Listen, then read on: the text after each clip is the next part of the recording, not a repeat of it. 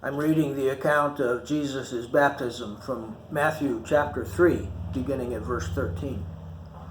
Then Jesus arrived from Galilee at the Jordan, coming to John to be baptized by him. But John tried to prevent him, saying, "I have need to be baptized by you, and do you come to me?" And Jesus answering said to him, "Permit it at this time, for in this way it is fitting for us to fulfill all righteousness." Then he permitted him. After being baptized, Jesus came up immediately from the water, and behold, the heavens were opened, and he saw the Spirit of God descending as a dove and lighting on him. And a voice out of the heavens said, "This is my beloved Son, with whom I am well pleased." Let's admit it, the real interest in this passage is that question that has troubled Christians down through the centuries, and that is, why was Jesus baptized? Well, I'm going to give you the definitive answer once and for all, right? John's baptism was a baptism of repentance, but Jesus didn't have any sin to be repented of.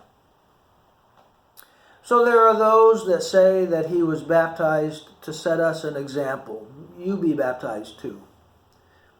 Yeah, it's more than that, though. There are those who say that this signaled the beginning of his public ministry. Yes, but it's more than that, too. It helps me to remember that the meaning of baptism is to identify with. In Christian baptism, we identify with Christ. We are his child.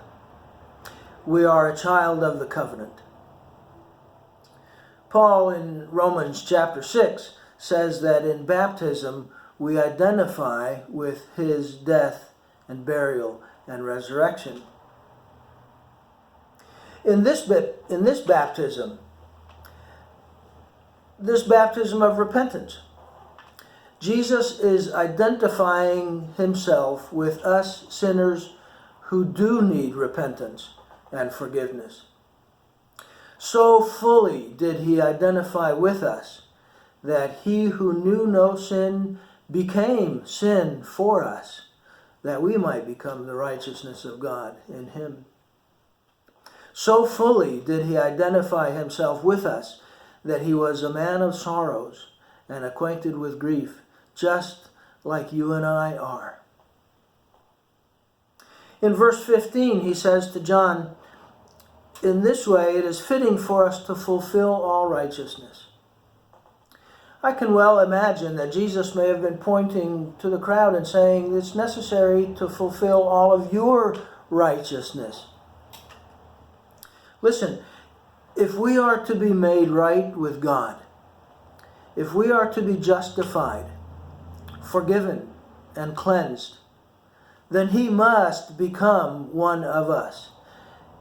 And he is baptized to show that he is indeed identifying himself with us. And then he must carry our sin, and he must become sin for us. And he did that willingly. And the Father was pleased. A voice out of the heavens said, "This is my beloved Son, in whom I am well pleased." Well, I hope that helps.